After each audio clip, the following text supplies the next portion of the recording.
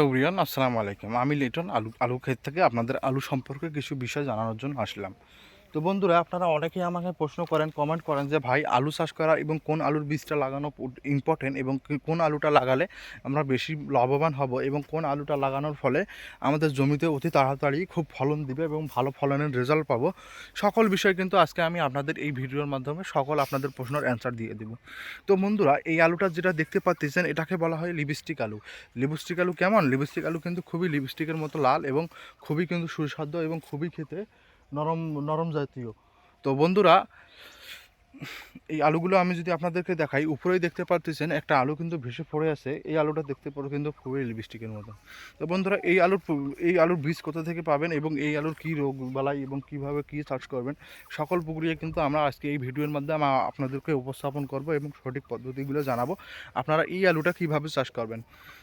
তো বন্ধুরা, মূলত এই আলু চাষ যখন চাষ করবেন এবং এটার আক্রমণাত্মক এবং পোকার পরিমাপটা কেমন কি সবগুলো কিন্তু বিস্তরভাবে আমরা আজকে আমাদের এই লাইফে আলোচনা করব এবং সঠিকভাবে সকল প্রক্রিয়া কিন্তু আপনাদেরকে জানাবো।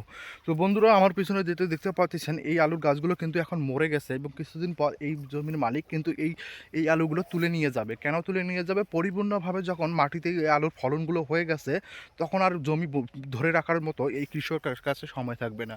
তখন তার অত্যন্তপূর্ণ বিষয় হবে, তার কিন্তু খুবই ইম্পর্টেন্ট বিষয়টা হবে তার এই আলুগুলো তুলে নিয়ে যাওয়া বা কেটে নিয়ে গেলে তিনি আর কিছুদিন পর আরেকটা ফসল বা ধান লাগাতে পারবে। তো বন্ধুরা, এই বিষয়টা আপনাদেরকে মাথায় রাখতে হবে এবং এই বিষয়গুলো আপনাদেরকে বুঝতে হবে যে আলু আমরা কী প্রকার এবং কী ধরনের আলু না লাগাবো, লাগার পরে আমরা লাভবান হব।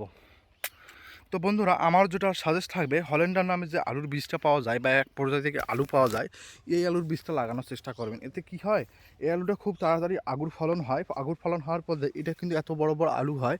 এর ফলে কিন্তু 3 থেকে 4টা দিলে কিন্তু কেজি পরিমাণ কিন্তু হয়ে যায় এই আলুটা।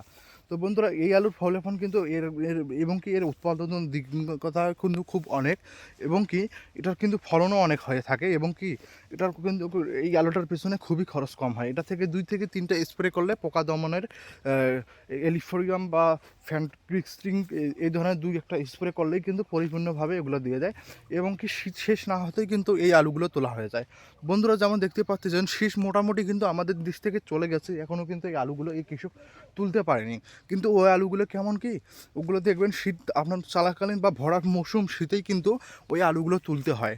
কেন তুলতে হয়? কেননা ওই আলুগুলোর দ্বিগুণ ফলন হয় এবং খুব তাড়াতাড়ি লোডিং হয়। লোডিং হওয়ার কারণে 80 থেকে 70 দিনের মধ্যেই ওই গাছগুলো কিন্তু পরিপূর্ণভাবে মরে যায় এবং কি আলুগুলো হয়ে যায়। তো বন্ধুরা, আজকের ভিডিওটি এখানেই শেষ করতেছি এবং কৃষি সম্পর্কে যদি আপনারা কোনো বিষয় জানতে চান, আমাদের চ্যানেলটি সাবস্ক্রাইব করে আমাদের সঙ্গে থাকবেন। ভালো থাকুন, সুস্থ থাকুন। আসসালামু আলাইকুম।